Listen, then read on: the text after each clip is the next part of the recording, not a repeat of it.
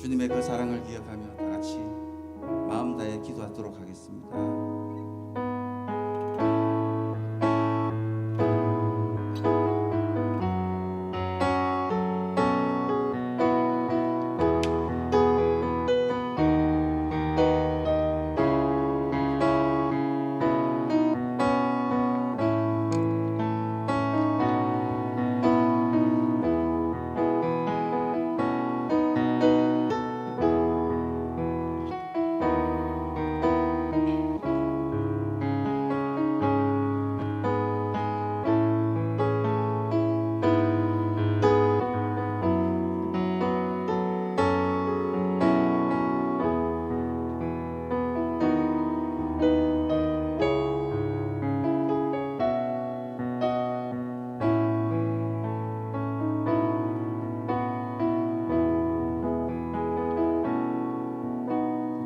다 같이 사도신경으로 우리 신앙을 고백하며 예배로 나아가겠습니다.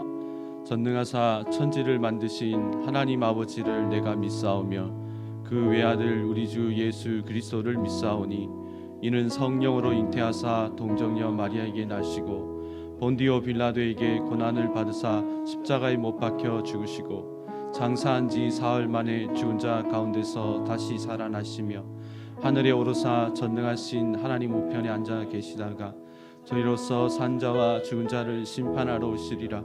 성령을 믿사오며 거룩한 공예와 성도가 서로 교통하는 것과 죄를 사하여 주시는 것과 몸이 다시 사는 것과 영원히 사는 것을 믿사옵나이다. 아멘. 우리 찬송가 28장 복의 근원 강림하사 힘차게 찬양하며 하나님께 예배로 나아가겠습니다. 복의 근원 강림하사 찬송하게 하소서. 한량없이 자비하신 측량할 길 없도다. 천사들의 찬송가를 내게 가르치소서. 구속하신 그 사랑을 항상 찬송합니다. 주의 크신 도움 받아 이때까지 왔으니 이와 같이 천국에도 이르기를 바라네.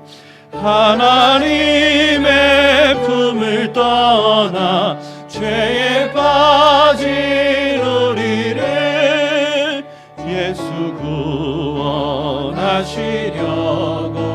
보혈을 흘려주셨네. 주의 귀한 은혜 받고 일생 빚진 자 되네. 주의 은혜 사슬 되사 나를 주께 매소서. 우리 마음은 연약하여 범죄하기 쉬우니 하나님이 받으시고 천국 이르시소서. 아멘. 우리 예배를 위해서 정요한 간사님 기도해 주시겠습니다. 다 같이 기도하시겠습니다.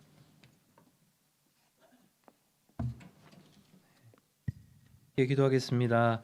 생명의 주님, 온 우주의 영원한 생명의 근원 되시는 주님을 찬양합니다. 덧없는 우리의 인생을 의미 있게 불러주시고 거듭난 순간부터 영원을 살게 하시는 은혜를 찬양합니다. 이 땅에 하나님 외에는 찬양받으실 분이 없고 세상이 섬기고 있는 모든 우상은 사람이 만들어낸 것이며 헛된 것이나 우리 하나님만이 세상을 다스리시고 운행하시는 유일한 분이심을 찬양합니다. 하나님, 종종 세상을 향해 곁눈질하는 우리를 용서하시고 한없는 구원의 은혜를 기억하지 못하고 영원하지 않은 이 땅의 작은 불편함과 유혹에 불평하고 씨름하고 하나님 넘어갔던 우리를 용서해 주십시오. 거룩하게 살아야 하는 교회의 본분을 잊고 이 세상을 본받아 가끔은 세상의 윤리적 기준에도 미치지 못하는 부끄러운 삶을 살고 있는 이 땅의 교회, 우리의 모습을 용서해 주십시오. 거룩한 빛, 세상의 생명의 빛을 드러내지 못하고 세상의 조롱과 질타 속에 부끄러운 우리를 용서해 주십시오. 하지만 그럼에도 불구하고 우리를 포기하지 않으시고 여전히 교회가 소망임을 깨닫게 하셔서 감사합니다. 수많은 파도가 몰아쳐도 하나님의 나라는 흔들리지 않음을 믿고 진리와 사랑 위에 서는 건강한 공동체 되게 하여 주시옵소서. 각 사람의 인생을 지금보다 훨씬 더 거룩하게 하시고 여유 있게 하시고 사랑받고 또 사랑하게 하셔서 참된 하나님의 나라가 우리 삶 가운데 아름답게 이루어지는 것을 서로가 목격할 수 있도록 인도하여 주시옵소서. 요즘 우리가 이전처럼 제대로 예배할 수 없는 이유가 하나님 찾아보면 수만 가지나 더 되는 것 같지만 에스라 율법 낭독에도 모든 이스라엘이 감동하고 회개했던 것처럼 예배 가운데 하나님의 말씀에 우리가 깊이 반응하게 하시고 포로 생활 중에도 날마다 하나님을 홀로 예배하고 믿음의 친구들과 함께 신실한 믿음을 지켜나갔던 다니엘처럼 오늘 이 예배가 각자의 처소와 심령에서 참된 예배, 참된 부흥을 일으키게 하여 주시옵소서. 하나님, 교회의 아픈 환우분들 한 분 한 분 하나님이 친히 낫게 하시고 그들의 가정과 심령도 함께 치유하여 주시기를 간절히 소망합니다. 예배를 섬기는 찬양팀 한 명 한 명도 축복하셔서 사람의 눈과 귀를 즐겁게 만드는 음악으로 그치지 않고 영혼을 움직이고 감동케 하는 하나님의 귀한 도구로 쓰여지도록 기름 부음이 있게 하여 주시옵소서. 하나님 말씀을 전하시는 우리 전도사님의 입술과 삶에도 갑절의 은혜를 더하시고 예배를 통해 하나님이 일하시는 것을 보게 하여 주시옵소서. 우리의 모든 주인 되시고 예배 이유 되시는 주님께 감사드리며 이 모든 것 우리 주 예수 그리스도의 이름으로 간절히 기도드렸습니다. 아멘.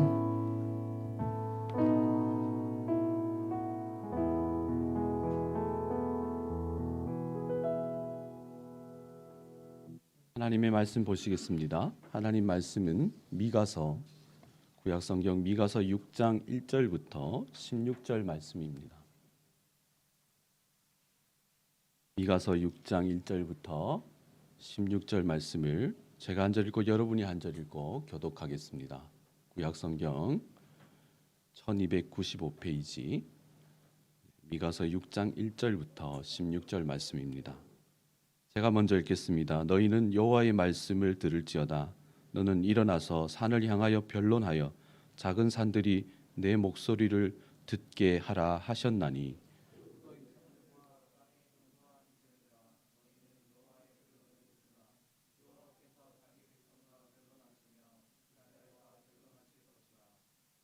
이르시기를 내 백성아 내가 무엇을 내게 행하였으며 무슨 일로 너를 괴롭게 하였느냐 너는 내게 증언하라.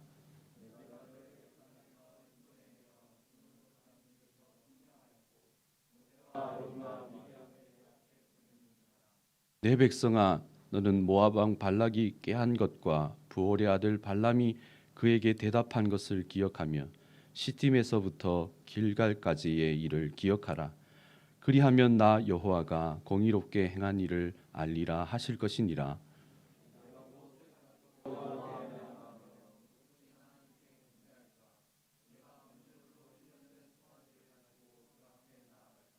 여호와께서 천천의 순양이나 만만의 강물 같은 기름을 기뻐하실까?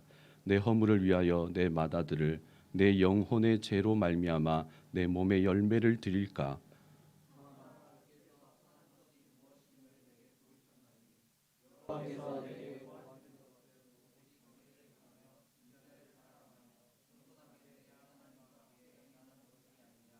여호와께서 성읍을 향하여 외쳐 부르시나니 지혜는 주의 이름으로 경외함이니라. 너희는 매가 예비되었나니 그것을 정하신 이가 누구인지 들을지니라.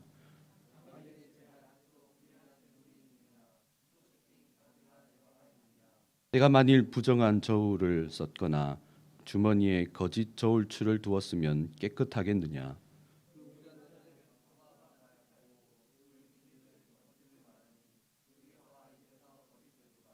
그러므로 나도 너를 쳐서 병들게 하였으며 내 죄로 말미암아 너를 황폐하게 하였나니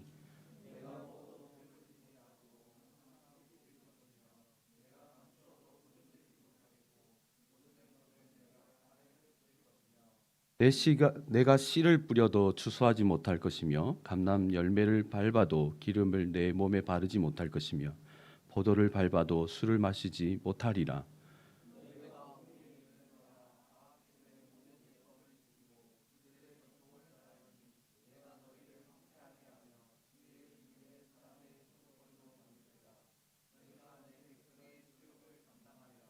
아멘. 많은 사람들이 하루빨리 코로나를 벗어나서 일상의 생활로 돌아가고 싶어 합니다. 그래서 많은 분들이 소위 이놈의 코로나만 없어도 살만하겠다라고 생각합니다. 근데 여러분, 우리가 여기서 한번 질문을 해볼게. 우리가 그렇게 이 마스크를 벗고 돌아가고 싶은 일상이 뭐냐는 거야. 일상이 뭡니까? 우리의 생각마다 우리가 돌아가고 싶은 일상이 다를 거예요. 근데 제가 이 질문을 계속하면서 과연 하나님이 원하시는 일상은 뭘까? 우리가 이 코로나를 벗어나서 돌아가야 할 하나님이 원하시는 목적은 뭘까? 그걸 한번 묵상하게 돼요. 오늘 이 미가서는 그것을 잘 보여주고 있습니다. 여러분, 미가가 살아가던 시절은요, 우리하고 너무 비슷한 게 그 계층 간의 불화가 너무 심했고요. 도덕적으로 부패하고, 그리고 불의가 가득한 시장 경제와 지도층은 타락해서 백성을 위하지 않는 아주 불의가 만연한 사회였습니다. 그래서 하나님은 그 세상을 향해서 지금 오늘 본문 말씀처럼 심판과 회복을 선언하세요. 여러분, 미가는 이 심판과 회복의 말씀을 3번을 나눠서 얘기합니다. 근데 오늘 이 본문은 미가가 말씀한 그 심판과 회복의 3번째의 말씀이에요.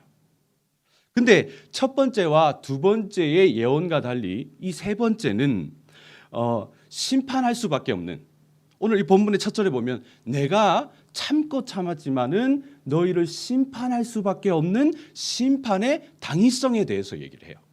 근데 그걸 보여주려고 어떤 이미지를 사용하냐면 법정적인 이미지. 그러니까 우리가 지금 재판을 받고 있는 것처럼 그렇게 묘사가 되어지고 있습니다. 근데 그 법정적인, 그러니까 내가 심판할 수밖에 없는 그 당위성을 나타내는데 가장 그것이 두드러지는 장이 오늘 본문을 읽은 미가서 6장 말씀이에요. 근데 이 6장 말씀이 우리에게 그것을 보여주려고 소위 잘 알고 있는 동심원의 구조로 우리에게 그것을 보여주고 있어요. 이 구조가 보면요, 이 A, B, M 이렇게 메시지라는 거예요. 그러니까 이게 옛날 성경은 전부 이렇게 동심원으로 돼 있는데, 왜냐하면 옛날에는 구전된 성경이 없잖아요. 기록된 성경이 없잖아요. 그러니까 전부 노래로 외웠다고요. 그러니까 앞뒤 묻고 답하고의 구조가 성경에 너무 많아요. 그래서 우리가 이걸 쭉 읽으면 뭔 말인지 도대체 모르겠지만 요 구조대로 하나, 둘, 셋을 묵상해 보면 하나님이 진짜 우리에게 말하는 회복이 뭔지, 하나님이 진짜 우리에게 주고 싶은 일상이 뭔지를 알게 된다 이 말이에요. 그래서 오늘은 이 3가지를 따라 하나님이 원하시는 일상의 회복에 대해서 한번 묵상해 보기를 원해요. 첫 번째로는 진정한 일상의 회복은 온전한 축복의 회복이에요. 축복의 개념의 회복이에요.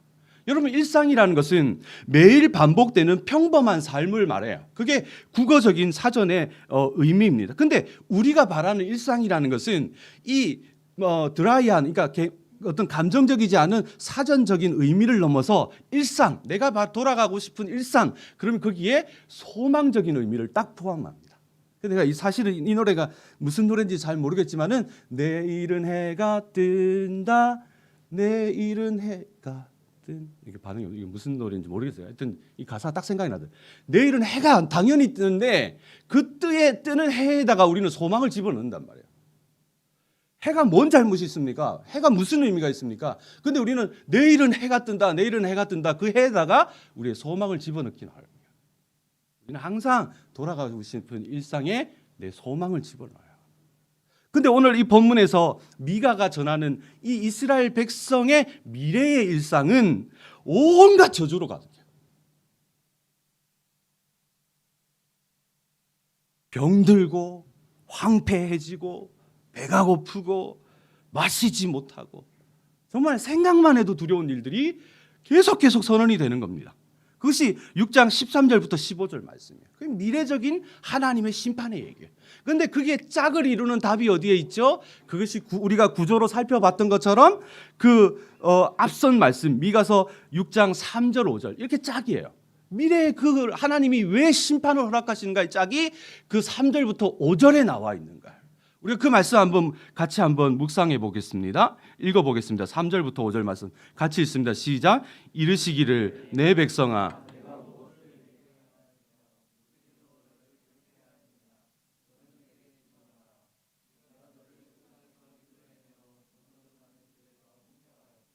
모세와 아론과 미리암을 내 앞에 보냈느니라. 내 백성아 너는 모압 왕 발락이 깨한 것과 부올의 아들 발람이 그에게 대답한 것을 기억하며 시딤에서부터 길갈에까지의 일을 기억하라. 그리하면 나 여호와가 공의롭게 행한 일을 알리라 하실 것이니라 그랬어요. 여러분 왜 하나님이 이 백성을 향해서 심판하시는가? 근데 그 심판에 하나님의 마음이 뭐냐면 첫 번째로 보면은 하나님이 여전히 그 백성을 사랑하신다는 거예요.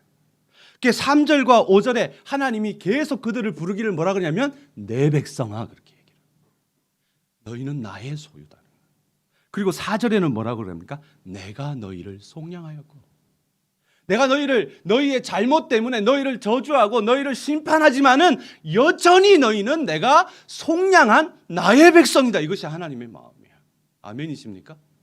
두 번째로 보면 5절에 보니까 하나님이 마음을 하나 더 덧대어서 굉장히 특별한 사건을 우리에게 알려주고 있는데 모압 왕 발락이 깨한 것과 부올의 아들 발람이 그에게 대답한 것을 기억하라 그렇게 얘기하죠. 하나님의 백성이 그 광야에서 불순종으로 모든 소망을 잃어버렸을 때에 그 모압 왕 발락이 발람을 통해서 하나님의 백성을 저주하려고 했거든요. 근데 그 모든 것이 준비되었고 이제 저주만 쏟아 나오면 될 것 같은데 이 발람이 혀가 꺼부러져 가지고요. 하나님이 말하는 축복의 기도를 막혀요. 그 사건입니다.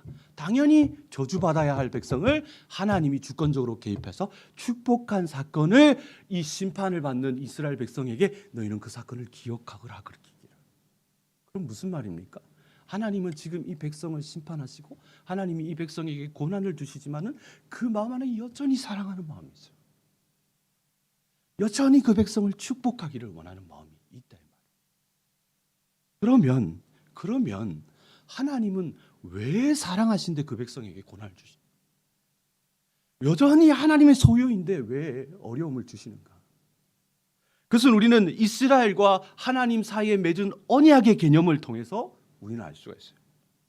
여러분 언약이라는 것은 하나님과 이스라엘 백성 사이에 맺은 계약 아닙니까? 근데 계약에는요 순종하면 축복도 있지만은 불순종하면은 고난을 주시는 그 축복과 고난이 둘 다가 뭐예요? 언약이에요. 하나만 언약이 아니라 나머지 고난과 불순종을 통한 어려움도 하나님의 언약이에요. 그렇게 보면 하나님은 그 고난을 통해서 그 백성의 언약에 근거해서 그 백성이 하나님의 축복 속으로 돌아오게 하는 고난이 하나님의 고난이에요. 그러니까 모든 믿는 사람의 그 마음 안에는 축복도 하나님의 은혜이지만은 고난도 하나님의 은혜인 줄로 믿습니다. 그래서 하나님이 그 마음을 드러내신 말씀이 히브리서 12장 5절 6절에 나오지 않습니까? 내 아들아 주의 경계하심을 경히 여기지 말라. 그에게 꾸지람을 받을 때에 낙심하지 말라. 주께서 사랑하는 자를 경계하시고 그가 받아들이는 아들마다 뭐 하심이라? 채찍찍 하심이라. 하나님은요 그 백성을 사랑하시고 여전히 자기의 소유이기 때문에 고난을 하십니다. 그렇게 믿는 사람은 여러분 우리가 세상이 말하는 축복 말고요. 세상이 갖고 싶은 그 행복 말고요. 진짜 하나님의 축복 할렐루야. 그것을 믿는 백성이면 잘 되는 것도 하나님의 은혜지만 잘 안 되는 것도 하나님의 은혜예요. 아멘. 이것이 믿어지면 믿는 사람에게 모든 삶의 모든 순간이 아까 우리가 찬양하던 모든 순간이 하나님의 은혜인 줄로 믿습니다. 이것이 믿어지면 이것이 진짜이면 정말로 우리가 지금 고난스럽고 힘들다 할지라도 지금 이 순간마저 이미 하나님이 원하시는 일상 속에 우리는 이미 있는 줄로 믿습니다. 할렐루야. 그 소리는 일상 속에 있는 거예요. 굳이 우리가 축복과 저주 내 기준을 따지니까 아이고 그래 돌아가야 되겠다, 그거를 해야 되겠다, 저거를 해야 되겠다 싶으지, 하나님은 어차피 이 고비 넘으면 또 고비 오고요, 이거 넘으면 또 넘어야 될 일이 있을 거예요. 그러면 그때마다 하나님 저주했는가 원망하고 일상으로 가고 싶고 뭘 하고 싶고 그러지 말고, 믿는 사람은 언약 가운데 있기 때문에 축복도 하나님의 은혜요, 저 고난도 하나님의 은혜인 줄로 믿습니다. 우리 이미 일상 속에 있는 사람들이에요. 두 번째로는 여러분, 진정한 일상의 회복은 온전한 삶의 회복을 말합니다. 여러분, 예배는 문자적으로 보면 이게 기독교적인 아니라 그냥 아예 그 예배를 사전적인 문자로 보면 예를 갖추어 절한다는 뜻이에요. 이게 예배예요. 그래서 모든 종교는 그 믿음의 대상에 대해서 존경을 표현하는 구체적인 절차와 형식이 모든 종교마다 있어요. 그렇죠? 근데 문제는 뭐냐면 때로는 그 형식과 절차를 예배의 의미를 넘어서 버릴 때가 있어요. 그 형식과 절차가 너무 중요해요. 그게 오늘 본문에 나와 있지 않습니까? 우리가 아주 너무너무 잘 아는 유명한 말씀인데 미가서 6장 6절 7절 같이 한 목소리를 읽어보겠습니다. 6절 7절 같이 있으면 시작. 내가 무엇을 가지고 여호와 앞에 나아가며 높으신 하나님께 경배할까? 내가 번제물로 일련된 송아지를 가지고 그 앞에 나아갈까? 여호와께서 천천의 수양과 만만의 강물 같은 기름을 기뻐하실까? 허물을 위하여 내 맏아들을 내 영혼의 죄로 말미암아 내 몸의 열매를 드릴까 하는 말씀이에요. 여러분, 우리가 이 말씀을 보면 어떤 이스라엘 백성이 진짜 믿음을 고민하는 말처럼 보일 수도 있어요. 그런데요, 이 말씀은 실제로 하나님의 뜻과는 전혀 상관없는 예배를 열심히 드리는 종교적인 광적인 상태를 얘기하는 거예요. 여러분이 6절에 보면 송아지라고 번역된 히브리어 에겔이라는 말은요, 하나님 앞에 드려지는 그 제물의 송아지 파르를 의미하지 않고 출애굽 때 우상 숭배했던 그 송아지를 의미해요. 두 번째로 보면 그 경배할까 하는 그 카바드라는 이 말도 하나님 앞에 진짜 경외함으로 엎드리는 자하라는 말이 아니라 넘어지다, 웅덩이에 빠져버리다, 자빠지다, 그런 표현의 부정적인 의미예요. 그리고 무엇보다도 7절에 보면 맏아들을 드릴까 내 몸의 열매를 드릴까, 그게 뭡니까? 인신제사예요. 인신제사. 마치 이 하나님을 향해서 하나님, 도대체 내가 뭐를 더하면 축복 주실래요? 뭐를 더하면 이 고난을 이기게 하실래요? 뭐를 더하면 하나님 내가 원하는 거 주실래요? 내가 잘못했다면은 내 자식이라도 드립니까? 아니면은 내 죄를 인하면은 내가 내 몸이라도 불사를까요, 하나님? 그렇게 얘기하는 거예요.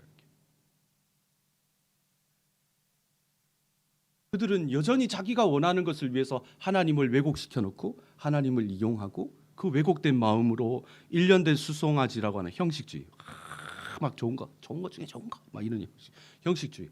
그 다음에 천천의 수양, 만만의 강물, 더 물량주의, 얼마나 더 할까요? 그리고 뭐 합니까? 내 맏아들 내 몸, 그 인신제사라도 상관없이 더 자극적으로 예배하는 거, 그게 하나님이 원하는 제사, 하나님이 원하는 예배인 걸로 생각하고 살아가는 거예요. 그래서 어려울수록 더 많이, 더 좋은 걸로, 더 열심히 그걸 했는데도 이 나라가, 이 이스라엘이 이 지경이니까 하나님 앞에 따지는 거예요. 하나님 얼마나 더 할까요? 얼마나 더 열광적으로 해야 될까요? 얼마나 더 교회를 지을까요? 얼마나 더 많은 훈련을 받을까요? 얼마나 내가 금식을 할까요? 내 몸이라도 불살아 버릴까요?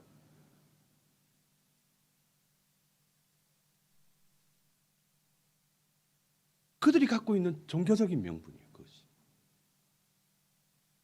근데 하나님이 그것을 항변하는 백성에게 하신 대답이 미가서 6장 9절부터 12절 말씀. 이게 또 짝이 있는 거 아닙니까? 이렇게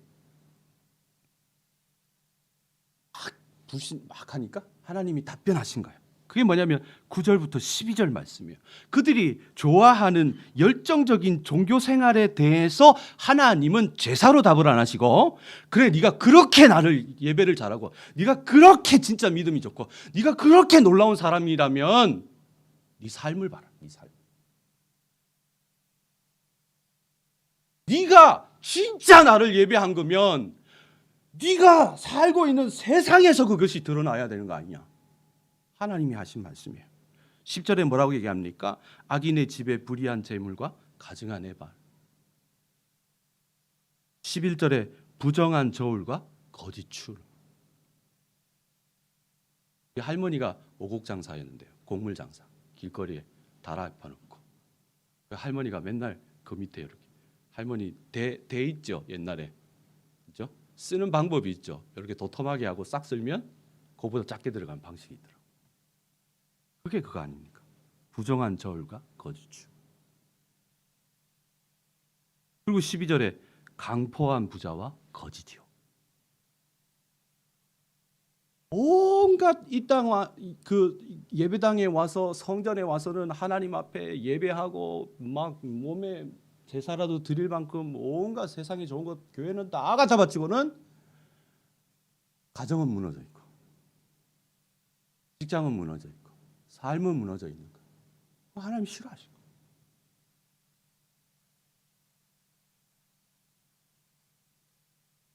종교적으로는 열정적이지만은 그들의 삶은 무너져 있는. 하나님 싫어하시고. 하나님이 원하시는 일상생활은 뭡니까? 삶이 예배고 예배가 삶. 온전한 삶의 회복이 일상의 회복. 근데 우리는 삶과 예배를 분리하기를 굉장히 좋아합니다. 한국 교회만큼 열정적인 교회가 어디 있습니까, 세상에? 그런데 교회는 열정적인 만큼 무너져 가요. 여러 가지 의견이 다를 수도 있지만 하나님이 이 코로나를 통해서 우리를 한국 교회를 그 열정적인 한국 교회를 다른 측면의 예배로 보내신답니다.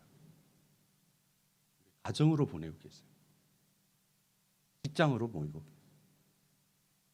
사업으로 보내고 계세요. 우리는 한쪽의 예배만을 생각했거든요. 한쪽의 예배만을 너무 강조했거든요. 그런데 하나님이 이 코로나 딱 터지니까 그렇게 놀라운 그 시스템을 갖추고 있고 많은 사역자가 있고 열정적인 교회도 못 모여요.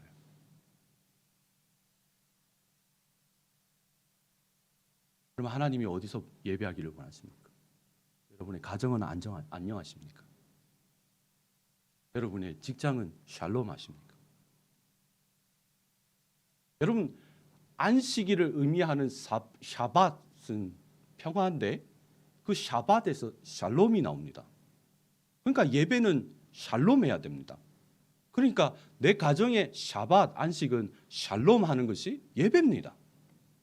우리의 직장도 우리의 삶의 그 진짜 예배가 거기서 샤밧을 만들어야 되고 그 샤밧 안에 그 직장이 나로 말미암아 샬롬하는 것이 하나님의 예배입니다. 할렐루야.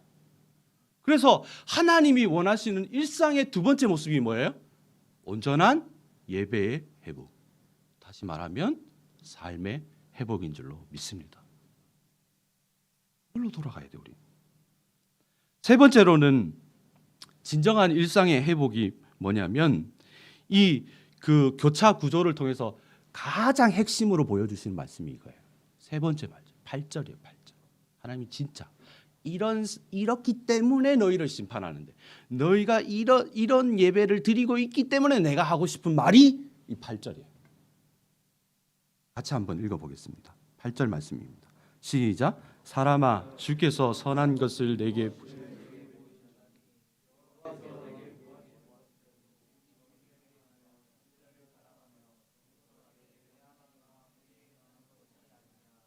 아멘. 여러분 여기서 보면 하나님이 갑자기요 아담아 그렇게 부르셔요. 한글로 사람아 하는 말이 원어로는 아담아 그런 말이에요. 하나님이 A와 A 다시 온전한 축복의 회복을 말씀하시고 B와 B 다시 온전한 삶의 회복을 얘기하고 그리고 이스라엘 백성을 향해서 뭐라고 부르십니까? 아담아, 그렇게 부르셔요.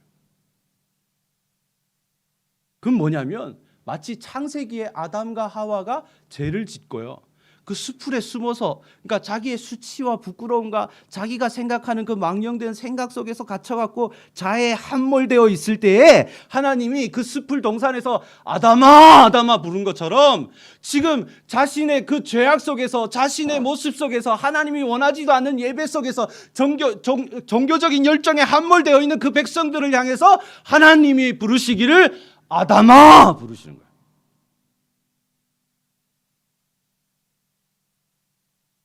그리고 하나님이 그 아담아라고 부르시면서 내가 원하는 게 뭐냐면 하고 얘기를 하죠. 정말 이 예배를 드리는 우리 모두가 아담아 하는 하나님의 음성이 들리기를 원합니다. 막 돈에 치여서 살고, 막 욕심에 치여서 살고, 막 내 삶에 치여 살고, 내가 막 근심에 쌓여 달고, 막 정신없어 갖고 막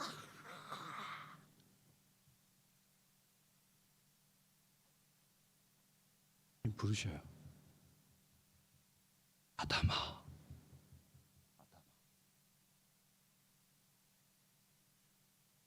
음성이 들릴 때 깨어난 여러분 되길 간절히 축복합니다.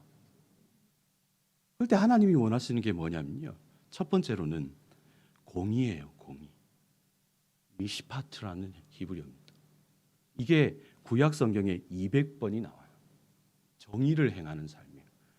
그러니까 하나님의 공의로 내가 은혜를 받았으면 이웃에게도 공의를 베푸는 삶을 말해요.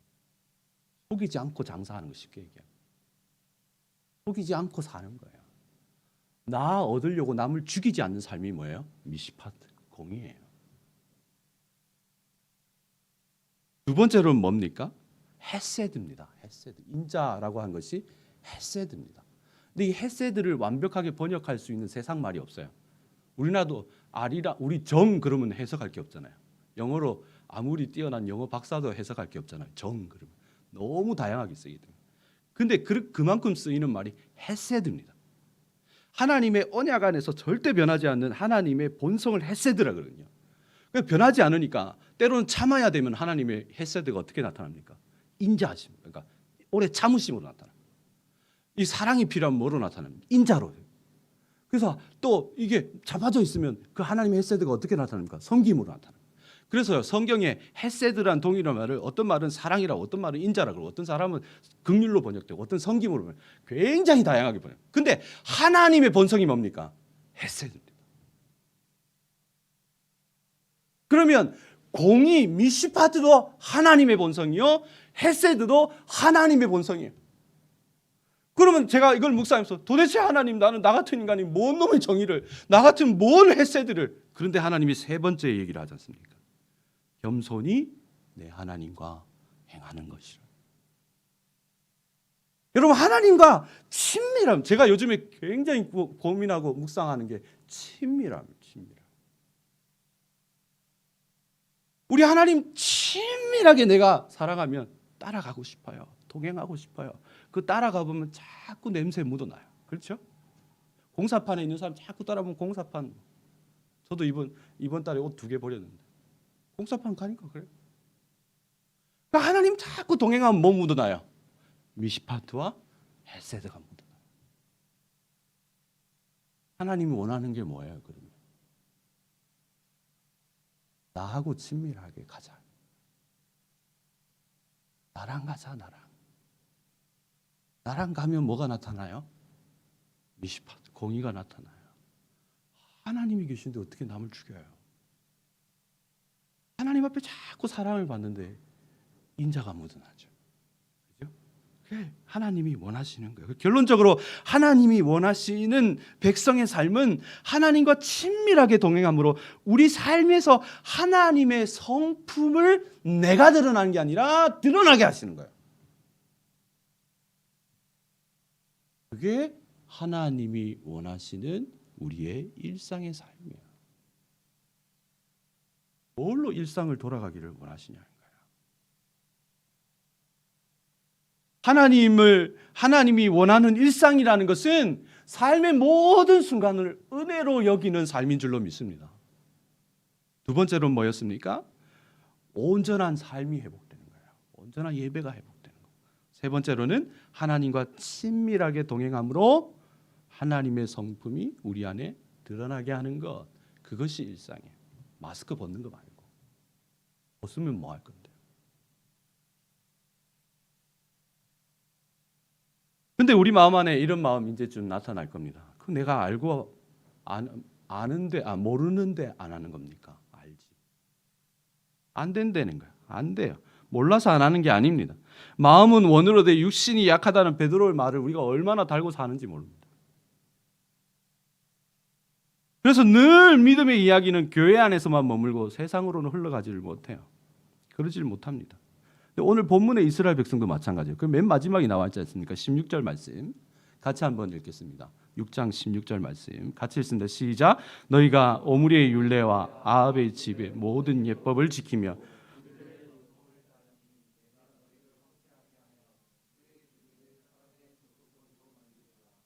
너희가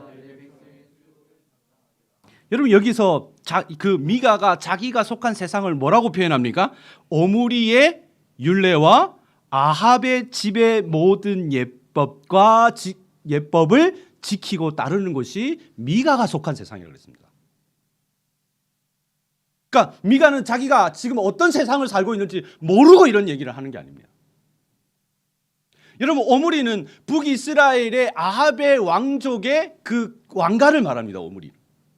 아합은 우리가 아는 것처럼 이스라엘 백성, 이스라엘의 왕 중에 패역한 왕 중에 패역한 사람이에요. 이 사람은 자기의 욕심을 위해서 왕임에도 불구하고 나봇의 포도원 그거 하나 욕심 나면 죽여서라도 갖고 오는 사람이에요. 자기의 권력을 위해서는 온갖 방법을 다 동원해서 자기의 권력을 유지하는 사람이에요. 그리고는 우상을 위해서는 하나님의 선지자는 무조건 죽인 사람이에요. 그 사람은 아합왕이에요. 근데 여러분 성경에 나와 있지 않는 놀라운 사실이 뭔지 압니까? 북이스라엘 왕 중에요 가장 나라를 융성하게 하는 왕이 아합왕입니다. 여러분이 잘 알고 있는 사마리아 성 누가 지은 줄 압니까? 아합왕입니다. 이스라엘 역사 속에서 아합왕은 우리로 말하면 소위 정조대왕 같은 사람입니다. 그러나 하나님이 보시기에는 그들의 삶 속에서 그들은 온갖 욕심을 위해서 나봇의 포도를 빼앗고 남을 죽이고 하나님의 말씀을 퍼붓는 그 사람입니다. 그곳에서 하나님의 말씀을 홀로 지키는 미가는 얼마나 외롭고 철저히 고독한 겁니다. 안 되는 일입니다. 불가능한 일입니다. 결코 쉽지 않은 겁니다. 그래서 우리 마음을 아이고 전도사님 좋은 말인지는 알겠지만은 우리는 아합과 오므리의 세상보다 더한 세상 사는지 당신 몰라요. 그래 버리면 아무 말 할 말이 없는 거예요. 그래서 많은 사람이 신앙생활을 하면서 그 삶을 포기하고 살아요. 그리고 살아가지만은 스스로를 속이고 살아요. 그래서 종교적인 어떤 그 열정으로 자신을 덮어버립니다. 그런 사람이야. 그리고 실제에서는 가정은 막 무너지고 직장에서는 이런 상사가 없고 세상엔 저런 또라이가 없고 그렇게 살아가는 걸 하나님이 다 아신다 이 말이에요. 우리가 돌아가야 할 진짜 일상이 어딥니까? 마스크 벗는 세상 아닙니다. 장사 잘하는 세상 아닙니다. 예전처럼 좋은 차 타고 다니는 것도 아닙니다. 그는 오므리와 아합의 세상으로 다시 돌아가는 겁니다. 우리가 하나님이 원하시는 진짜 일상으로 가기를 원합니다. 하나님이 원하시는 삶. 같이 가자는 거지. 같이 있으면 내 안에 내 마음이 묻어날 거야. 공의가 묻어날 거야. 헤세드가 묻어날 거야. 그래서 네가 가는 곳마다 샬롬 샬롬 샬롬이 이루어진다. 그것이 믿는 사람의 일상이고 아멘. 진짜 우리 하나님이 바라는 이 코로나가 지나고 이 백성이 가야 할 진짜의 일상인 줄로 믿습니다. 저는 사실은 이 설교를 미가의 노래라고 할까 그렇게 생각했어요. 온 세상이 오므리와 아합처럼 살아가지 않습니까? 그런데요, 미가가 하나님의 일상, 하나님의 목적, 하나님의 삶, 하나님의 자비, 하나님의 긍휼, 하나님의 능력을 진짜 깨닫고 나니까 아무도 찬양 안 하는데 미가가 노래해요. 그게 미가서 7장 14절부터 20절 말씀입니다. 멋있지 않습니까, 여러분? 온 세상이 어쩔 수 없다고 오므리의 방식을 살아가요. 온 세상이 아합처럼 어쩔 건데 니 혼자 죽을래, 니 혼자 오므리고 아합이고 나도 이렇게 살다 죽을란다 무슨. 그리고 하나님을 조롱하고 하나님 내가 뭐를 더 할까요? 천천히면 됩니까? 순양이면 됩니까? 내가 하나님 앞에 헌신한 게 작습니까? 얼마나 더 합니까? 천천히면 됩니까? 만만히면 됩니까? 내 몸을 불살라 버릴까요? 그럴 때 하나님 뭐 얘기야? 아니 그걸 내가 원한 적이 없어. 그리고 미가가 깨닫는 게 이겁니다. 7장 14절 말씀.